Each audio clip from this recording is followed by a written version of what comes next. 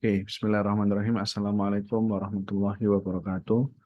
Eh, Alhamdulillah, Allahumma sholli ala sayyidina Muhammad wa ala alihi wa ashabihi ajma'in amma ba'd. Terima kasih sebelumnya sudah hadir ya pada pertemuan hari ini. Hari ini kita akan membahas ya terkait dengan eh, risk project risk management. Jadi manajemen resiko pada project atau eh, kita akan mengelola resiko kita untuk menggarap suatu proyek gitu ya. Ketika kita menggarap suatu proyek. Apakah screen saya sudah terlihat? Sampun Bapak. Oke.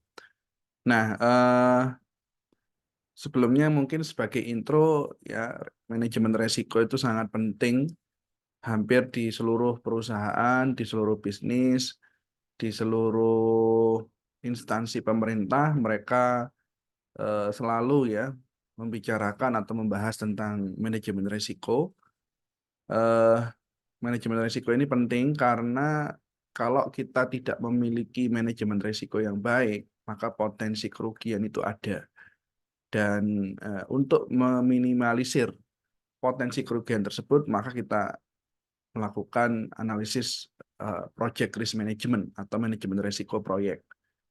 Ya, apa yang dimaksud dengan project risk management? Yaitu adalah seni dan sains atau pengetahuan untuk melakukan identifikasi yang pertama, menganalisis dan merespon terjadinya suatu resiko ya selama proyek itu berlangsung. Jadi ini adalah satu seni, satu ilmu, satu pengetahuan untuk melakukan. Yang pertama apa? Kita mengidentifikasi dulu apa saja resiko yang mungkin muncul di dalam suatu proyek, gitu ya. Kemudian melakukan analisa, dan kemudian melakukan aksi planning aksi ya, atau planning respon yang harus kita lakukan untuk ketika suatu resiko itu terjadi. Ya, contoh misalnya, kalau saya punya usaha furnitur, kalau saya punya usaha mebel, gitu ya, maka resiko terbesarnya adalah kebakaran. Nah, ini kita identifikasi dulu, kebakaran itu apa? Sebabnya apa? Apa yang menjadi trigger dari kebakaran? Ya, kita analisa, kemudian kita respon. Kita buat aksi responnya seperti apa? Kalau terjadi kebakaran, maka langkah pertama yang harus kita lakukan apa? Ya, siapa yang harus kita hubungi? Apa yang harus kita selamatkan? Dan lain sebagainya, dan lain sebagainya. Nah, itu namanya melakukan analisa atau melakukan manajemen resiko. Dari mulai proses identifikasi, kemudian kita melakukan analisa, kemudian kita melakukan respon terhadap resiko yang mungkin akan terjadi selama kita mengerjakan proyek. Dan resiko ini ya ketika dia terjadi mungkin bisa saja menghambat tujuan atau menghambat ketercapaian tujuan dari proyek yang kita miliki. Ya.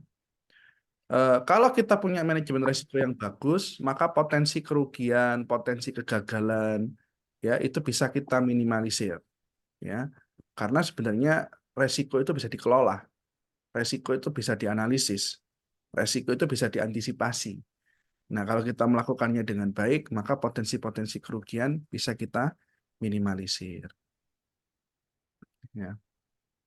Nah, ini ada satu studi yang dilakukan oleh IBIS ya, dari satu studi dilakukan oleh IPS dan Kwak ya, menunjukkan bahwa risk has the lowest maturity rating of all knowledge area.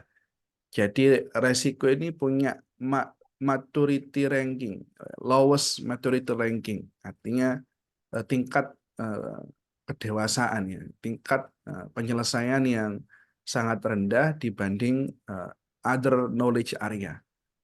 Ya, jadi ya memang kadang eh, disepelekan, kadang diabaikan, ya tidak sebegitu penting gitu. Tapi sebenarnya kalau kita punya manajemen risiko yang bagus, itu sangat membantu kita dalam melakukan tata kelola yang baik. Ya. Jadi nggak boleh kita menyepelekan resiko gitu, walaupun dia sering diabaikan. Ya, contoh misalnya ini ada knowledge area, ya, kemudian ini adalah maturity, ya, maturity ratingnya, tingkat kedewasaannya gitu, atau tingkat penyelesaiannya. Kita bisa lihat di sini bahwa kalau misalnya membahas tentang quality, membahas tentang human resource, ya, komunikasi, itu skornya sangat tinggi. Membahas tentang scope, membahas tentang waktu, membahas tentang biaya, itu sangat tinggi scoringnya, maturity-nya. Tapi ketika kita bicara tentang risk, ya, maturity-nya atau tingkat kedewasaannya sangat rendah. Artinya apa? Sering diabaikan, sering dilihat bukan hal yang penting, disepelekan, ya. Padahal kalau misalnya kita bisa kelola dengan baik resiko kita, maka kita akan bisa memastikan bahwa proyek itu berjalan sebagaimana mestinya. Nah, adik-adik, ini adalah beberapa manfaat ya ketika kita mengerjakan suatu proyek ya dengan menggunakan tata kelola resiko yang baik, atau ini adalah hal-hal yang bisa kita dapat ketika kita menggunakan software risk management practice. Ya, contoh yang pertama, yang paling besar manfaatnya adalah kita bisa mengantisipasi dan menghindari suatu permasalahan. Ya. Tujuan utama dari manajemen risiko adalah mengantisipasi, ya, mengantisipasi suatu masalah agar tidak terjadi. Kemudian juga kita bisa prevent surprises, kita bisa menghindari hal-hal yang sifatnya itu secara tiba-tiba, surprise, gitu ya. Nah, ketika kita mengetahui resiko, kita juga bisa meningkatkan kemampuan kita dalam melakukan negosiasi, baik itu negosiasi kepada user, negosiasi kepada apa namanya, asesor, gitu ya, negosiasi kepada investor, siapapun itu. Ketika kita mengetahui resiko-resiko apa saja yang akan kita hadapi, ya, nah, itu akan memperkuat, ya, negosiasi kita di hadapan stakeholder yang terkait. Ya, kita juga dengan menggunakan tata kelola risiko yang baik, kita juga akan mampu untuk memenuhi komitmen yang kita berikan kepada customer kita. Ya, kemudian kita juga bisa reduce schedule slips.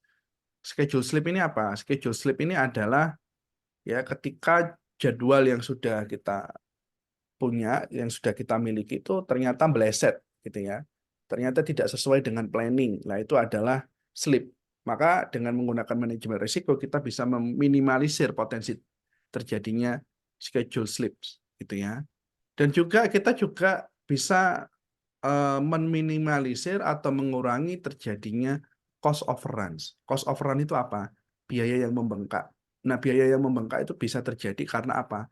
Karena misalnya ada event yang terjadi tidak diekspektasikan. Kemudian adanya kesalahan, human error, gitu ya.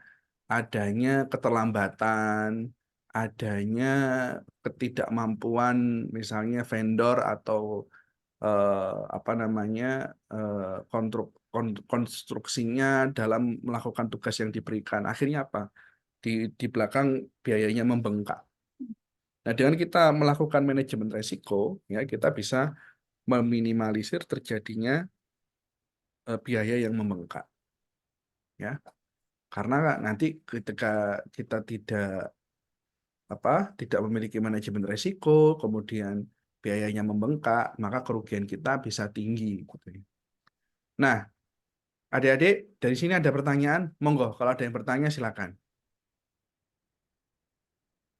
Baik, sekarang kita akan membahas resiko. Resiko itu apa sih? Resiko itu adalah uncertain event atau suatu kondisi yang ketika terjadi, it could have a positive or negative effect on the project. Jadi itu adalah event yang terjadi, yang itu tidak pasti secara tiba-tiba, atau suatu kondisi yang ketika dia terjadi, dia bisa menimbulkan dampak. Dampaknya bisa positif, dampaknya bisa negatif. Jadi ada dua outcome dari dampaknya. Bisa negatif dan bisa positif. Ya.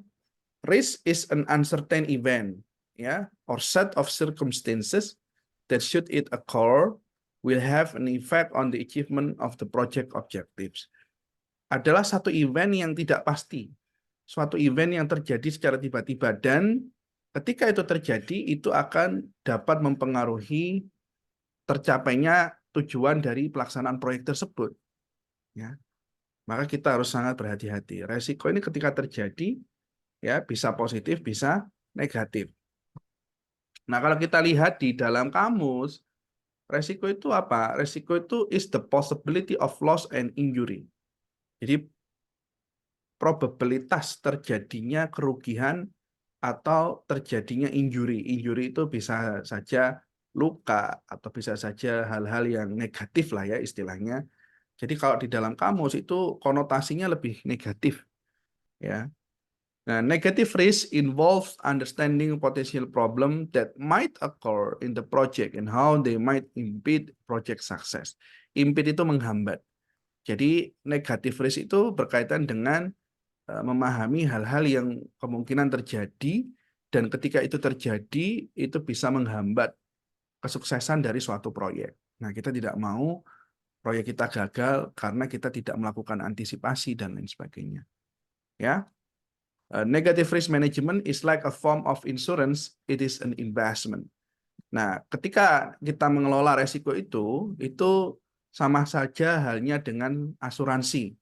Ya, asuransi itu kan apa? Asuransi itu kan intinya adalah suatu perlindungan yang kita bayar. Jadi kita bayar melalui premi. Ya, nanti kalau misalnya terjadi hal-hal yang disepakati, maka kita akan mendapatkan bantuan dari perlindungan tersebut. Contoh misalnya BPJS Kesehatan. Ya, kita bayar setiap bulan untuk yang kelas paling rendah itu sekitar berapa? 50 ribuan ya.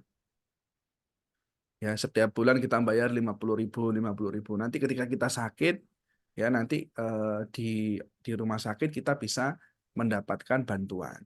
Ya, dan kita bisa mendapatkan fasilitas kesehatan sesuai dengan premi yang kita bayarkan. Nah, manajemen risiko juga bisa berfungsi seperti asuransi. Dia sejatinya adalah investasi. Karena apa? Karena dengan memahami potensi-potensi tersebut, kita bisa menghindari kerugian. Kita bisa memaksimalkan terjadinya apa?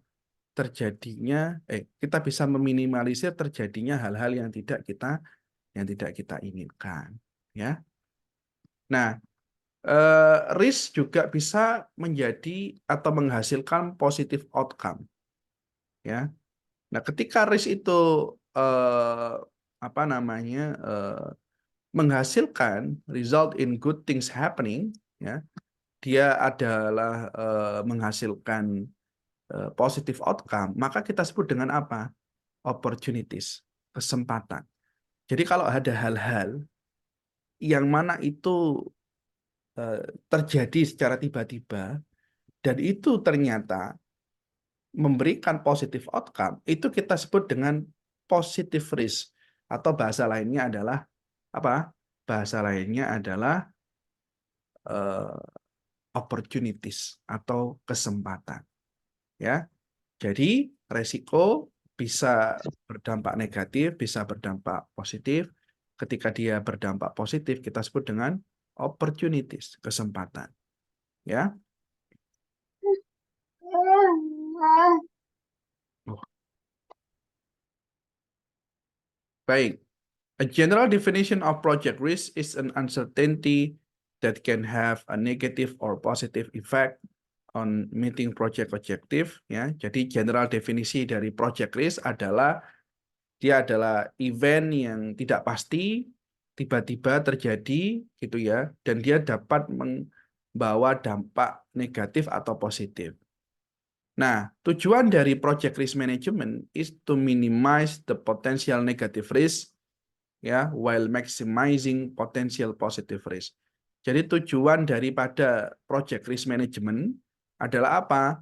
Meminimalisir terjadinya potensi resiko negatif, dan di sisi lain kita memaksimalisasi potensi terjadinya resiko positif.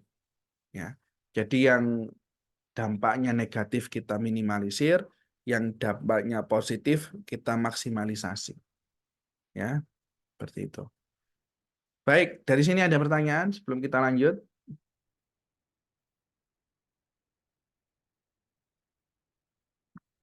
Bila tidak ada, saya lanjut ya. Nah, sebelum kita lanjut ke project risk management, kita perlu mengetahui yang namanya risk utility atau risk tolerance, gitu ya. Tidak semua orang memiliki risk utility atau risk tolerance yang sama, ya. Apa sih risk tolerance itu? Is the amount of satisfaction or pleasure received from a potential payoff. Jadi tingkatan seberapa besar satisfaction, kepuasan atau pleasure, kenikmatan yang dapat dinikmati from a potential payoff, dari akibat potential payoff, dari akibat pengorbanan, satu pengorbanan. Jadi ketika kita melakukan proyek, pasti ada banyak hal yang kita lakukan, yang kita korbankan, seperti itu ya. Maka seberapa besar potensi kita untuk menikmati satisfaction, kepuasan, pleasure, kenikmatan, berbasis tingkat pengorbanan tertentu, nah itu kita sebut dengan risk utility. Ya. Nah, ada orang-orang yang mereka itu apa? Mereka itu risk seeking atau risk taking, risk taker. Risk taker itu apa? Orang-orang yang memiliki toleransi tinggi terhadap resiko dan kepuasan mereka akan meningkat ketika payoff yang mereka korbankan itu semakin besar. Ya. Jadi risk seeking, risk taker itu adalah orang-orang yang tidak takut resiko. Mereka akan semakin puas ketika resiko yang mereka tahan atau resiko yang mereka toleransi itu ya berbanding tinggi, ya berbanding lurus dengan payoff yang mereka korbankan. Ada juga yang risk neutral. Risk neutral itu apa? Risk neutral itu adalah orang-orang yang mereka itu tidak risk taker, dia tidak mengambil resiko yang tinggi.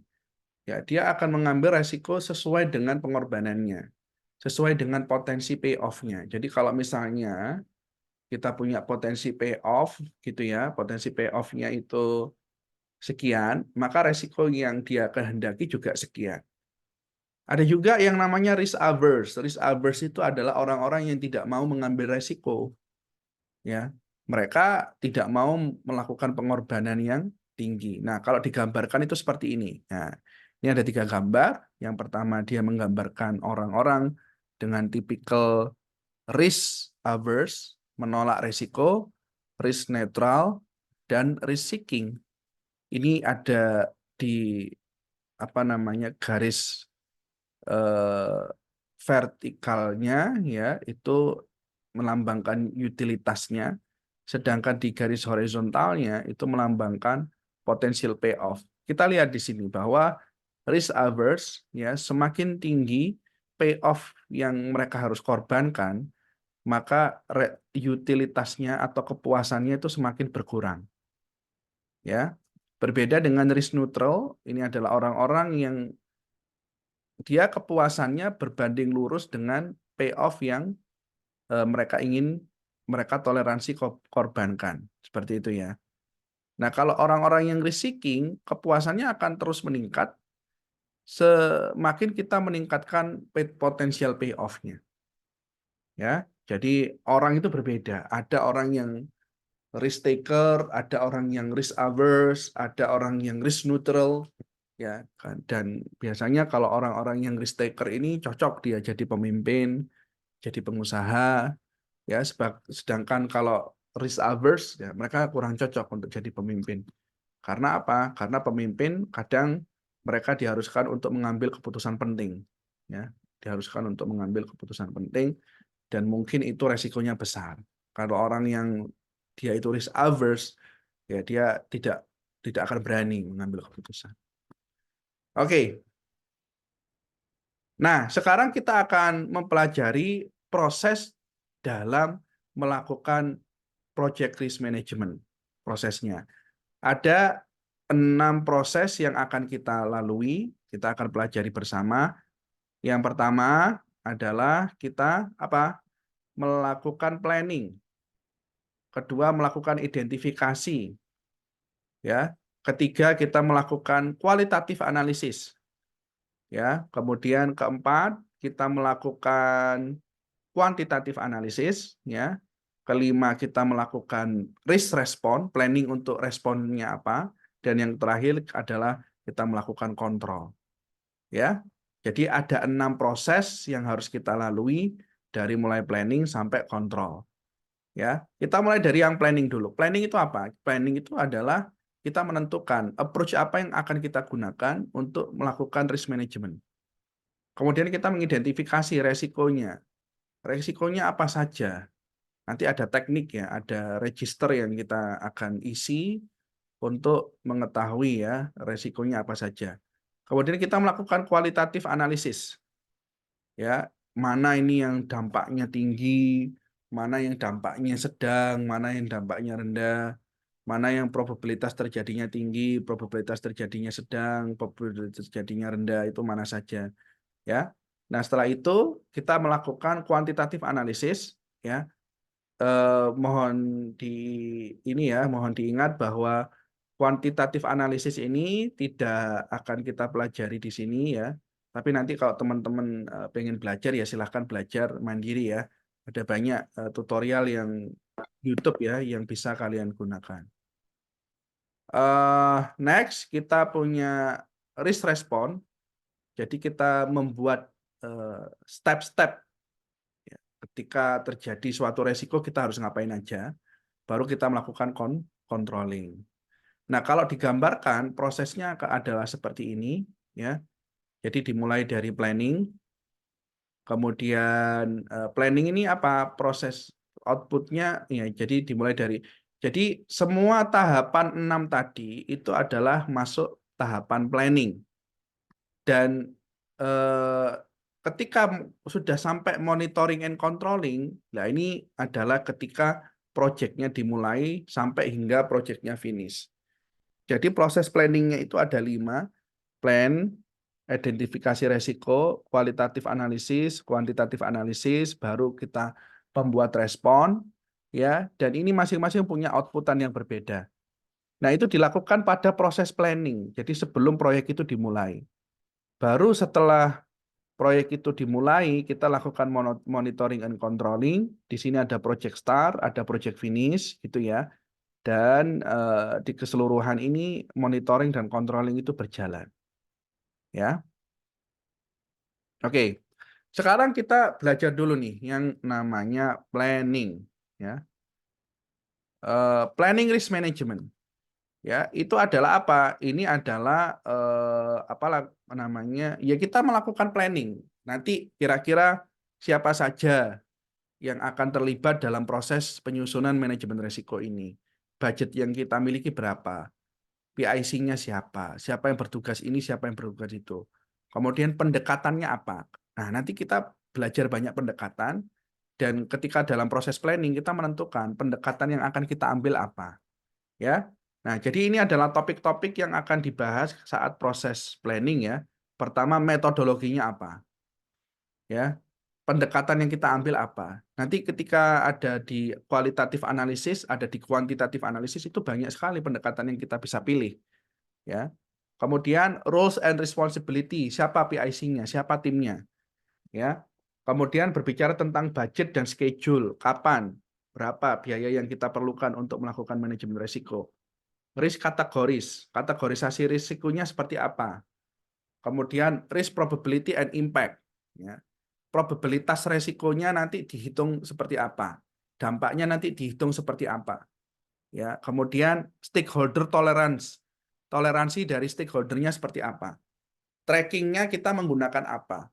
Dokumentasi resikonya kita menggunakan apa. Nah, ini adalah proses pemilihan, proses penentuan, dan kita semua lakukan ini pada apa? Pada saat planning. Ya. Nah, ini ada beberapa jenis hal atau plan yang harus kita pahami. Contoh misalnya ada yang disebut dengan contingency plan. Ya, contingency plan itu apa? Predefined action that the project team will take if an identified risk event occur. Jadi ini adalah predefined action, aksi-aksi yang sudah didefinisikan, yang sudah disusun, ya, yang akan diambil tim proyek ketika satu resiko itu terjadi. Jadi kalau ada satu resiko, apa nih aksinya nih? Apa yang harus kita lakukan? Siapa yang harus kita hubungi? Aset-aset apa yang harus kita selamatkan? Ya, seperti apa proses penyelamatannya? Nah, itu namanya contingency plan. Ada juga dengan yang kita sebut dengan fallback plan. Ya, fallback plan itu apa?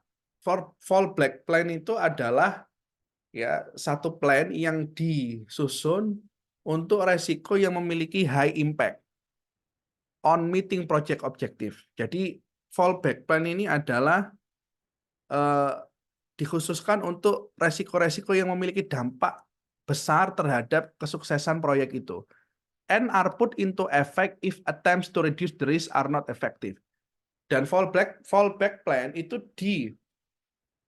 dilakukan ketika ya contingency plan itu tidak berjalan, contingency plan itu tidak berhasil, maka kita punya fallback plan.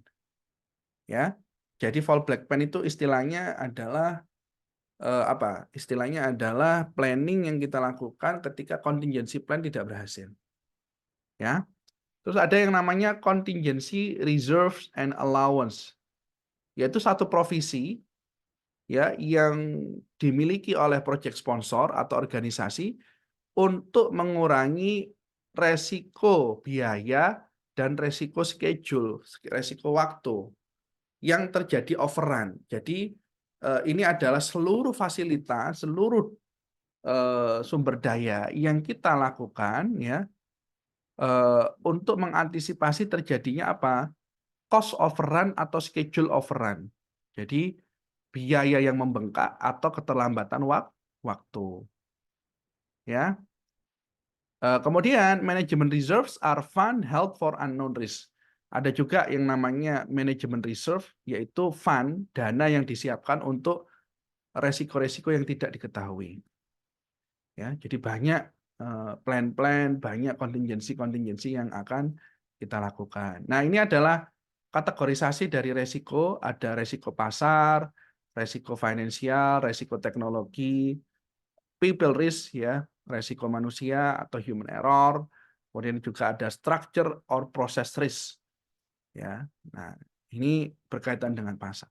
Coba kita ambil contoh-contoh misalnya market risk, resiko pasar. Contohnya apa saja, Pak? Contohnya misalnya ada naik turunnya harga yang terjadi sangat fluktuatif.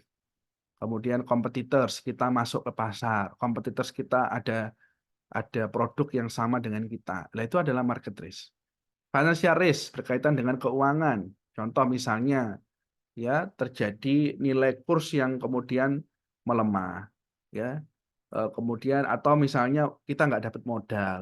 Adik-adik tahu ya, ketika proyek itu berjalan, itu biasanya kita membutuhkan permodalan, ya. Biasanya, nah modal ini sangat ini apa namanya sangat susah gampang gitu ya, nggak semua bank bisa memberikan permodalan ke kita. Ada lagi namanya technology risk, misalnya servernya down, ya, atau softwarenya kena virus, softwarenya kena hacker gitu ya. Ada people risk itu human error. Ada lagi juga structure or process risk, misalnya salah satu proses itu terjadinya lambat sehingga mempengaruhi proses-proses yang lain. Ya, itu juga adalah kategorisasi dari resiko. Nah, kita perlu membuat yang namanya risk breakdown structure. Ya, kemarin adik-adik belajar yang namanya work breakdown structure, WBS, di mana proyek itu dipecah menjadi aktivitas-aktivitas kecil dan subaktivitas-subaktivitas. Nah, ini juga begitu, resiko juga bisa di breakdown ya untuk menganalisis lebih jauh. Nah, contohnya seperti ini. Ini ada IT project, project yang berkaitan dengan IT gitu ya. Nah, resikonya ada resiko bisnis, resiko teknis, resiko organisasional, dan project management. Kalau bisnis adanya kompetitor, ini menjadi resiko.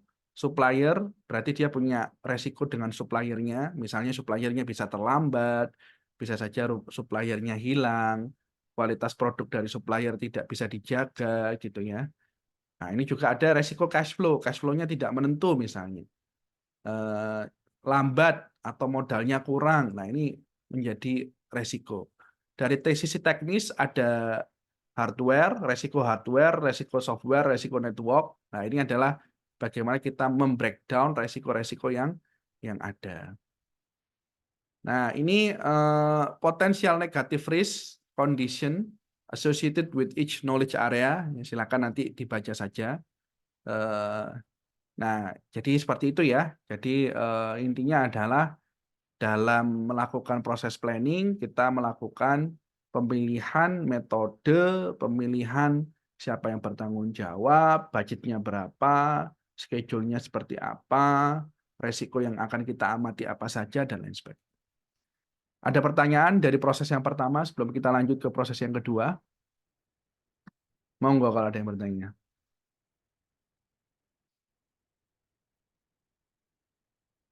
Kalau nggak ada, saya lanjut ya.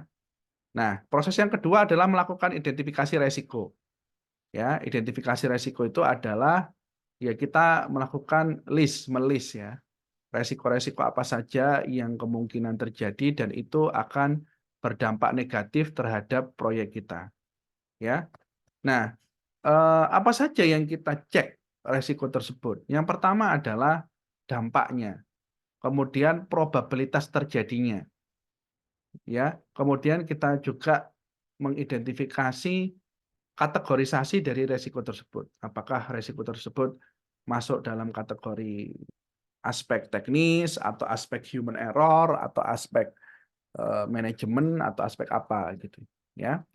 Nah, ada beberapa teknik yang bisa kita gunakan. Yang pertama kita bisa menggunakan brainstorming.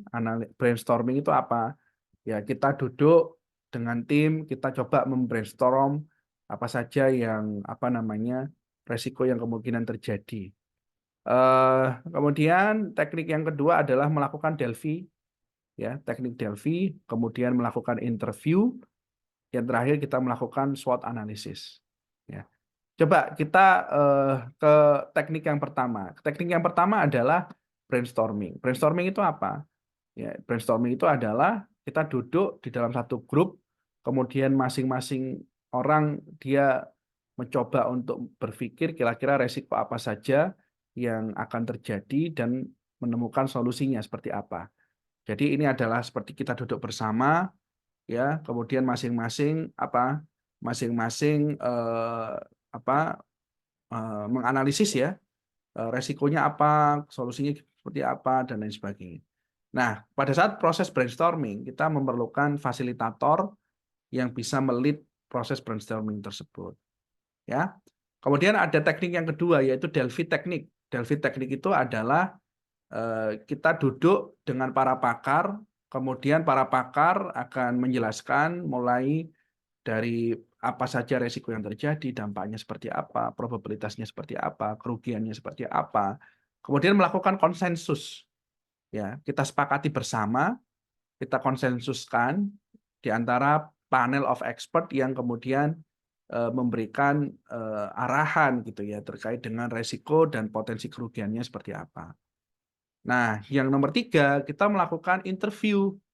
Interview ini ya kita bisa menginterview orang-orang yang penting, orang-orang pakar, orang-orang yang pernah menjalankan proyek sejenis, teman-teman kita gitu ya, dan kita melakukan interview. Jadi kalau interview itu lebih kepada face to face, empat mata misalnya, atau bisa lewat phone, bisa lewat email, bisa lewat apa namanya instant messaging ya, SMS dan lain sebagainya. Yang terakhir adalah kita melakukan SWOT analisis. Saya rasa SWOT analisis ini adik-adik sudah tahu ya. Jadi SWOT analisis itu adalah kita menganalisis sisi strength ya, strength-nya dari kita saat ini apa, weakness-nya apa, opportunities-nya apa, threat-nya apa. Ya. Nah, setelah kita menganalisis SWOT kita, baru kita menganalisis resikonya apa.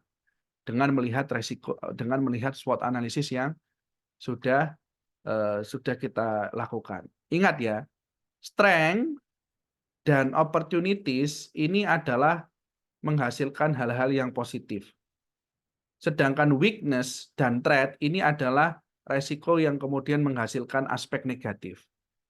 Jadi dari SWOT analisis itu sebenarnya kita sudah bisa mengetahui risk positif sama risk negatifnya itu apa. Ya, seperti itu. Nah, pada proses melakukan identifikasi resiko, kita juga perlu menyiapkan yang namanya risk register. Ya, risk register itu apa toh, Pak? Risk register itu adalah dokumen.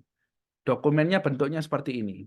Nah, ini seperti tabel ini, di sini ada beberapa hal.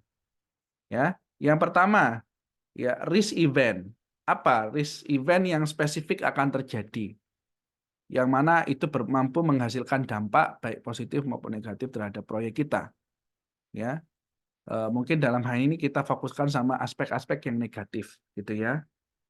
Nah, ini adalah konten dari risk register, identification number. Jadi kita coding, kita beri angka untuk masing-masing resiko, potensi terjadinya resiko.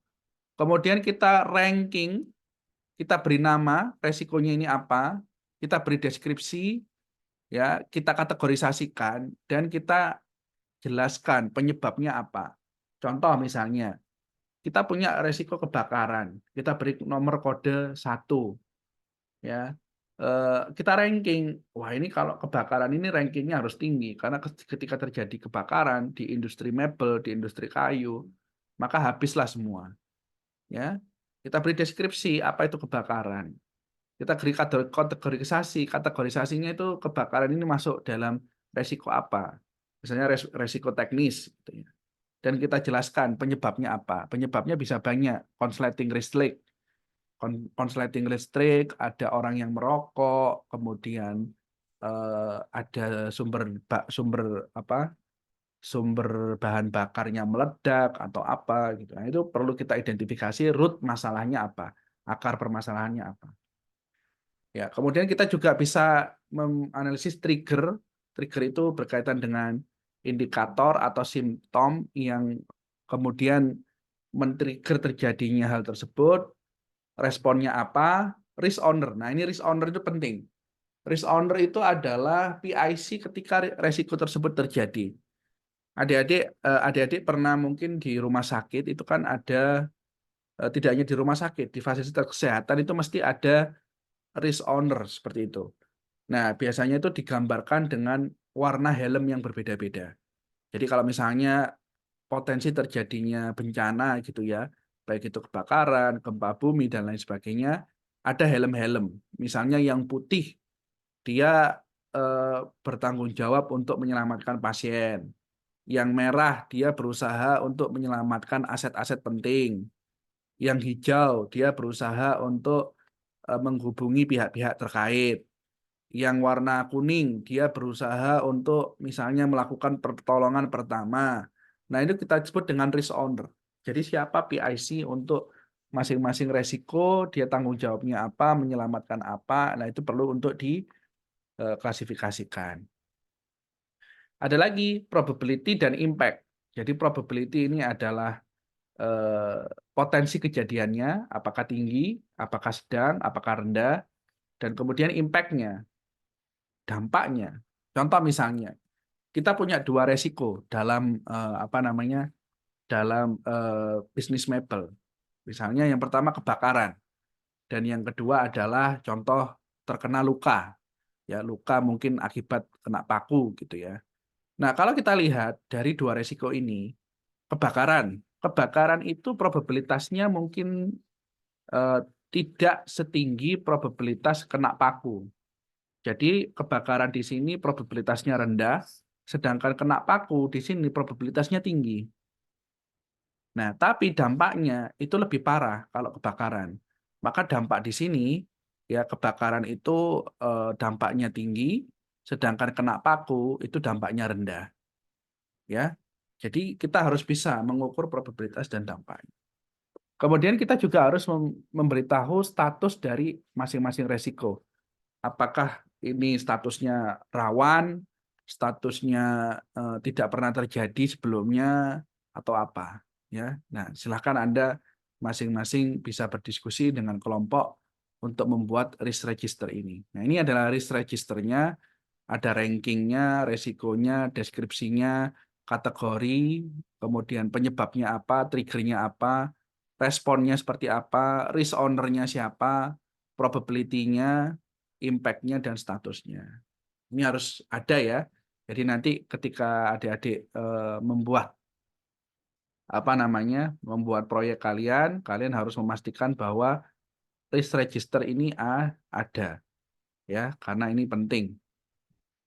Ya, jadi ini nanti akan menjadi poin penting dalam proyek kalian. Baik, ada pertanyaan terkait dengan identifikasi resiko? Kalau tidak, kita lanjut ke kualitatif analisis.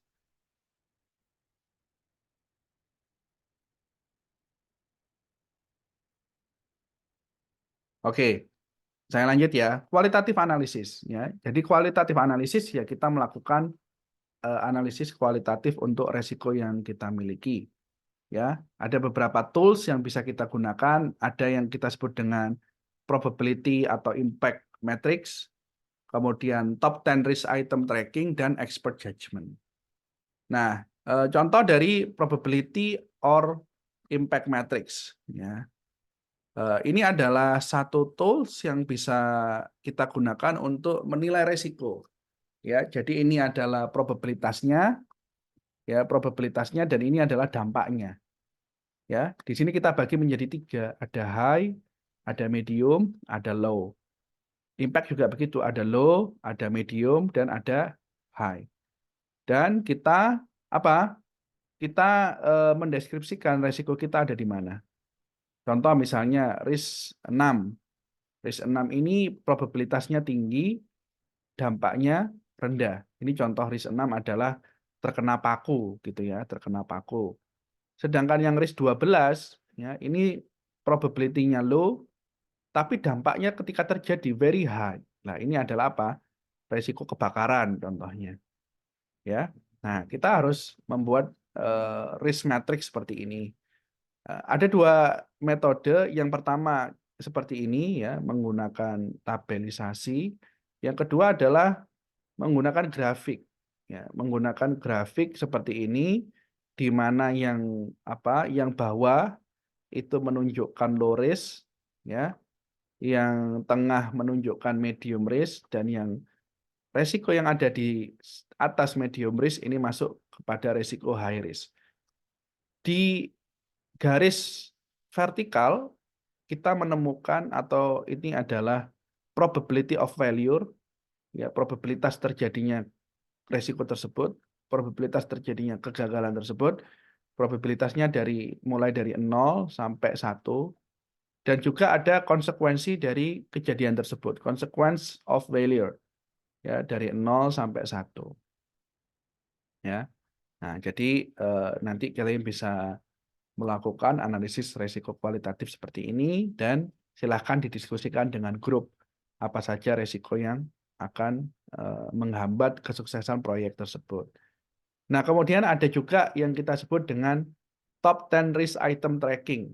Nah, jadi kalau top 10 risk item tracking ini, dia adalah kualitatif risk analysis tool yang membantu kita melakukan identifikasi resiko dan memaintain awareness of risk throughout the life of the project. Bentuknya seperti ini. Jadi ini ada tabel. Nah, kemudian ada perankingan dari resiko-resiko tertentu.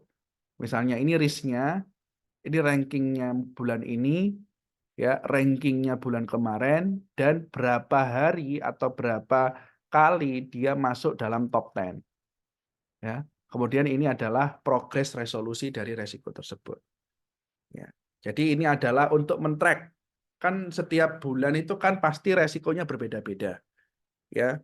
Dilihat dari keputusan manajemennya, dia sudah melakukan seperti apa gitu. Nah, pasti setiap keputusan dari manajemen pada bulan tertentu dia akan mempengaruhi resikonya. ya, dan nanti kita kategorisasikan seperti ini, kita buat rankingnya bulan ini, rankingnya bulan kemarin, dan juga berapa bulan dia menjadi top 10. Nah, ini perlu. Baru kita menyusun resolusi progresnya. Nah, kalau kita buat seperti ini, kita bisa mengetahui kira-kira resiko per bulan itu apa saja sih yang terjadi. Ya. Nah, ini merupakan salah satu tools yang bisa kita gunakan. Kita juga bisa membuat watchlist. Watchlist itu apa? Ya, eh, watchlist itu adalah resiko-resiko yang mereka ini list dari resiko-resiko yang mereka adalah low priority. Tetapi ya masih tetap bisa diidentifikasi sebagai potensi resiko. Ya, jadi kita punya watchlist. Watchlist ini adalah hal-hal yang kita list gitu ya. 1, 2, 3, 4, 5, dan ini adalah risiko-risiko dengan prioritas rendah, tapi ketika terjadi ya mungkin bisa membawa dampak gitu ya. Dan kita bisa membuat semacam SOP ya, semacam SOP untuk kemudian eh, selalu melakukan kontrol terhadapnya, kontrol dan monitoring terhadap. Oke. Baik, next kita punya kuantitatif analisis. Ada yang bertanya terkait dengan kualitatif analisis sebelum kita lanjut?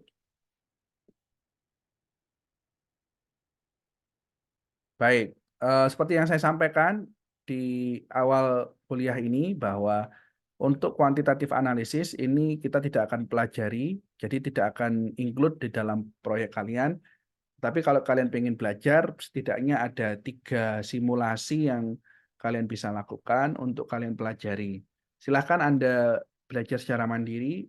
Di YouTube sudah banyak sekali eh, sudah banyak sekali video-video yang bisa kalian eh, pelajari gitu ya untuk menjelaskan quantitative risk analysis. Ada 3 yang mungkin bisa kalian pelajari. Yang pertama decision tree analysis, yang kedua simulation, yang ketiga adalah sensitivity analysis. Saya menjelaskan sedikit aja ya. Kalau decision analysis itu seperti ini ya. Jadi kita menghitung yang namanya expected money value. Berapa sih kesempatan kita dalam menghasilkan value, menghasilkan nilai ketika kita punya 2 project gitu ya. Masing-masing project memiliki probabilitas terjadinya outcome. Jadi misalnya ini project 1 gitu ya, dia punya 2 outcome. Kalau berhasil dia dapat $300.000, probabilitasnya tapi rendah. Ya, probabilitasnya berapa ini? Probabilitasnya adalah 20% atau 0,20. Tetapi juga outcome yang kedua adalah kerugian sebesar 40.000 dengan probabilitas yang lebih tinggi, yaitu 80%. Nah, ketika kita kalikan, ya, maka kita akan memiliki nilai 60.000 di sini dan minus 32.000 di sini. Dan ini ketika kita jumlahkan, hasilnya masih positif, yaitu 28.000. Jadi project 1 ini walaupun dia punya 2 probabilitas terjadinya, yang satu positif ini 300.000, outcome 300.000, itu probabilitasnya sangat rendah, yaitu 20% saja. Sedangkan probabilitas kerugian tinggi 80% dengan outcome minus 40.000 itu ternyata masih bisa menghasilkan estimasi profit sebesar 28.000. Jadi saya rasa proyek ini layak untuk diteruskan. Nah, untuk proyek 2 dia punya 3 probabilitas, ada 20%, ada 10%, dan ada 70%. Dengan masing-masing outputnya seperti ini, dan ketika dihitung, ternyata dia juga masih bisa menghasilkan profit sebesar 30.000 US dollar. Ya. Dan ketika kita bandingkan proyek 1 sama proyek 2 yang kira-kira memiliki potensi untuk menghasilkan proyek lebih besar adalah proyek nomor 2. Nah, ini bagaimana kita menghitung decision tree analysis. Ini kan bagaikan pohon. Ya, jadi kita bisa simpulkan di sini bahwa proyek 1 dan proyek 2 masih bisa ada harapan untuk profit, dan jika dibandingkan proyek 2 lebih besar profitnya dibanding proyek 1 gitu. Kemudian ada simulasi, ya simulasi yang terkenal kita bisa pakai Monte Carlo analysis, ya. Nah bentuknya seperti ini. Jadi di sini ada probabilitas terselesaikannya suatu proyek, ya. Silahkan Anda pelajari ya Monte Carlo analysis. Dan yang terakhir ada sensitivity analysis. Nah sensitivity analysis itu digunakan untuk menganalisis ketika salah satu variabel terjadi perubahan, apa yang terjadi dengan outputnya. Ya, jadi misalnya kita punya outcome nih seperti ini, kemudian outcome ini dipengaruhi oleh beberapa input. Nah, apa yang terjadi ketika salah satu inputnya itu terjadi perubahan? Itu bisa kita hitung perubahan outcome-nya berapa. Ya, jadi ini adalah salah satu metode forecasting ya untuk menganalisis perubahan outcome ketika terjadi perubahan input. Nah, ini namanya sensitivity analysis. Bisa kalian pelajari, silakan dipelajari di YouTube ya. Insya Allah sudah banyak video-video yang bisa Anda tonton. Kemudian setelah kita melakukan analisa kuantitatif, kita melakukan planning risk response, ya kita menganalisis ya planning apa, respon apa yang bisa kita lakukan. Di sini ada banyak, ada 4 kategorisasi, ada 4 strategi yang bisa kita lakukan ketika kita berhadapan dengan negative risk. Yang pertama adalah avoidance, risk avoidance, yaitu menghindari risiko tersebut. Yang kedua, risk acceptance, kita terima risiko tersebut tapi dengan persiapan yang matang. Atau risk transference, kita pindahkan risiko tersebut kepada misalnya jangan terjadi di kita, mungkin bisa dikerjakan oleh yang lain gitu ya. Nah, itu risk transfer. Dan yang terakhir adalah mitigasi risiko. Ketika kita tidak bisa menghindari dan ketika harus menerimanya, maka kita melakukan mitigasi risiko. Nah, itu risk mitigasi. Jadi ada banyak strategi yang bisa kita terapkan. Nah, contoh ini adalah tabel bagaimana kita melakukan respon terhadap risiko. Contoh misalnya, ini ada risiko teknis, risiko biaya, risiko schedule. Kalau risiko teknis yang terjadi, ada 4 respon yang kita planning, 1, 2, 3, 4. Oh, ada 5. Ada 5 respon yang akan kita lakukan gitu ya ketika terjadi risiko teknis.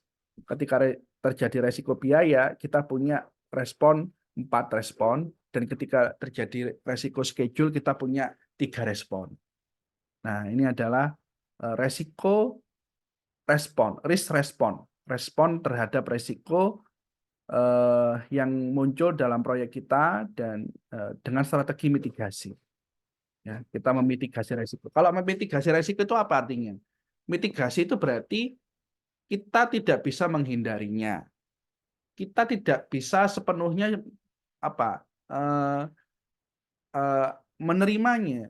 Jadi kita mitigasi kita kurangi potensi terjadinya tersebut sehingga kalaupun terjadi itu bisa kecil dampaknya. Nah, itu namanya mitigasi. Ya, jadi ini adalah technical risk, cost risk, schedule risk. Ya, ini ada beberapa respon yang bisa disusun untuk menanggapi atau untuk melakukan untuk menanggapi ya respon dari terjadinya masing-masing risiko. Nah, kalau tadi kita berbicara strategi untuk negative risk, nah sekarang kita strategi untuk positive risk. Kalau positive risk atau kesempatan, kita bisa melakukan eksploitasi terhadap risiko tersebut, atau kita bisa melakukan risk sharing, kita bisa melakukan risk enhancement, memperkuat risiko tersebut, dan kita melakukan risk acceptance. Risk acceptance itu adalah menerima risiko tersebut. Ya, jadi ini ketika terjadi positive risk. Ada lagi residual and secondary risk. Residual itu apa? Residual itu adalah resiko yang masih bertahan ketika strategi respon itu sudah diimplementasikan. Jadi kita sudah mengimplementasikan respon terhadap suatu resiko. Tapi masih ada resiko yang lain yang terjadi gara-gara resiko tersebut terjadi. Ya, itu residunya. Ya. Jadi resiko yang muncul setelah kita melakukan respon terhadap terjadinya suatu resiko. Nah, itu residu. Nah, residu risk itu juga harus kita pertimbangkan. Contoh misalnya, kita kebakaran, kita memanggil pemadam kebakaran. Ternyata setelah disemprot semua, akhirnya apa? Mesin-mesin yang tadinya bisa digunakan kena air, jadinya rusak. Nah, itu adalah residual risk. Nah, bisa nggak kita antisipasi terjadinya semacam itu? Ya. Ada juga dengan secondary risk. Secondary risk itu apa? Yaitu direct result of implementing risk response. Jadi ketika kita mengimplementasikan respon, langsung terjadinya satu resiko. Misalnya, ketika kita terjadi kebakaran gitu ya misalnya, terus kita datangkan pemadam kebakaran, maka resiko selanjutnya yang harus kita pikirkan adalah apakah si pemadam kebakaran ini punya jumlah air yang cukup apa tidak. Karena di kawasan kita misalnya tidak ada sungai. Wah, ini kan bahaya. Berarti kan butuh banyak sekali pemadam kebakaran. Sedangkan mungkin kondisi situasi wilayahnya tidak memungkinkan. Tidak ada sungai di sana dan lain sebagainya. Itu adalah secondary risk that might happen when we implement a risk response. Ya, jadi kita perlu juga mempertimbangkan hal-hal seperti itu. Terakhir, kita punya controlling risk. Ya, controlling risk ini ya kita melakukan kontrol terhadap resiko-resiko yang akan terjadi. Ya, kita melakukan respon, kita melakukan monitoring, kita melakukan evaluasi ya untuk resiko-resiko yang sudah kita kategorisasi, yang sudah kita register gitu ya, dengan harapan resiko tersebut tidak terjadi. Nah, kita juga bisa menggunakan software untuk membantu kita melakukan risk management. Ada beberapa software seperti Excel atau Microsoft Project untuk melakukan simulasi ya dan lain sebagainya. Untuk melakukan Monte Carlo ada beberapa software juga yang bisa kita gunakan. Silahkan kalau Anda memang benar-benar ingin belajar, silahkan Anda browsing ya untuk mempelajari kira-kira software-software apa saja yang bisa digunakan untuk melakukan manajemen risiko.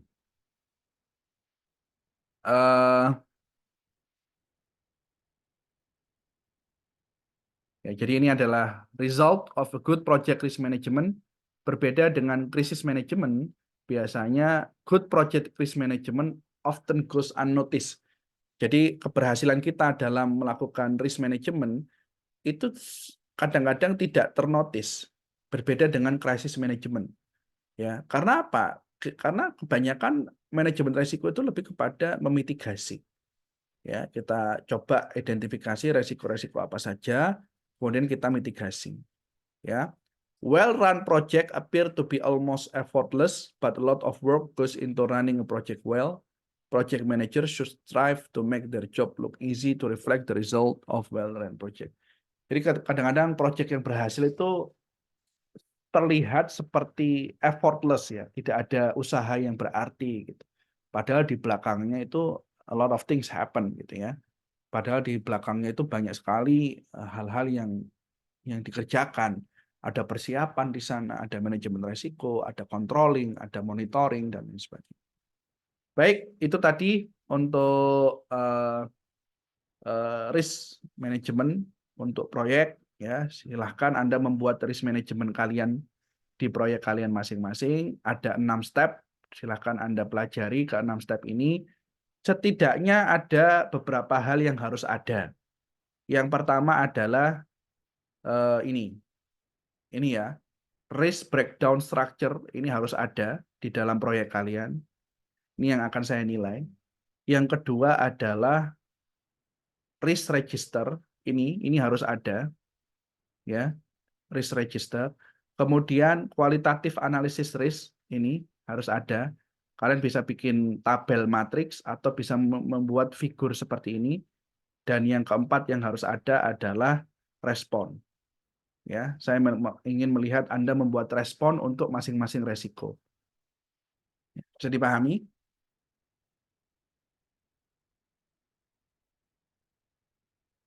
Apakah ada pertanyaan? Jadi yang harus ada 4 ya. 4 ini di proyek kalian yang pertama adalah risk breakdown structure, yang kedua risk register, yang ketiga kualitatif analisis, dan yang keempat adalah risk response. Itu yang wajib ada untuk proyek kalian. Baik, ada pertanyaan sebelum kita cukupkan? Pak, saya izin bertanya. Boleh, silahkan. Untuk proyeknya yang kita kasih pilihannya, itu yang jadinya yang di ACC Bapak untuk dikerjakan yang gimana maksudnya? Iya, jadi saya sudah melakukan ACC proyek kalian apa enggak? Belum. Oh, belum ya? Iya, Oh ya wes, kalau gitu minggu depan kita bicara tentang proyek ya. oke. Ya, Untuk berarti yang di classroom itu deadline-nya gimana, Pak? eh sebentar. Emang di Classroom ada deadline apa ini? Yang tugas kelompoknya itu. Yang pertama kan tugas project scheduling. Yang kedua itu ada Kalau yang tugas kelompok. kalau project scheduling itu individual. Iya, yang satu lagi yang apa namanya? Tugas kelompok. Tugas kelompok. Oh ini ya. Oh, I see. eh oke. Berarti gini ya. Berarti nanti gini aja.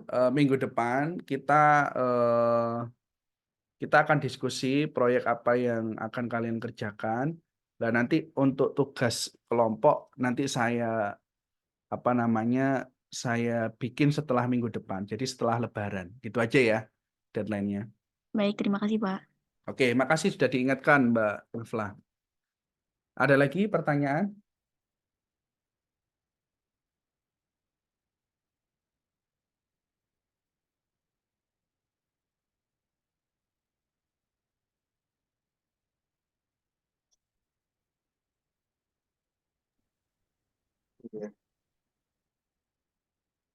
Sudah? Tidak ada lagi?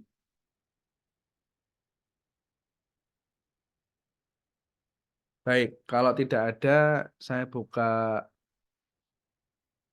saya buka ini ya, presensinya ya. Ini manajemen proyek kelas apa ini? Kelas A apa kelas B? Kelas B, Bapak. Kelas B ya.